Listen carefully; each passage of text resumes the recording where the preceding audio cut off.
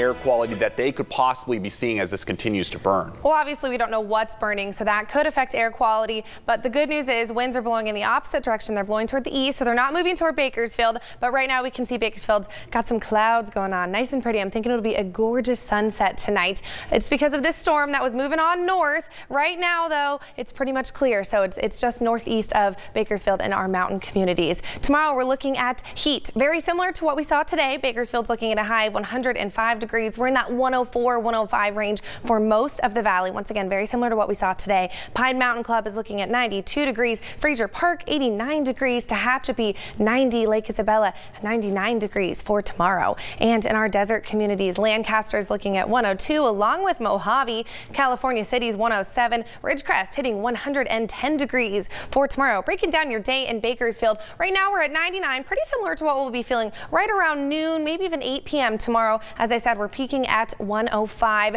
and we saw this cloud coverage today, but that should be clearing on out as that storm moves north. Air quality, as we said, very similar to what we saw today. Hasn't been updated to be any worse. Last I checked, it was 119, unhealthy for sensitive groups, and I'm hopeful that this wind moving away from Tehachapi, away from Bakersfield, will not affect the air quality anymore, make it any worse than it needs to be. We've been tracking our July heat wave. We've had 2 weeks now. The past 2 weeks have been triple digits straight. Today adds our 15th day of triple digits, hitting 103 degrees. And now take a look at this.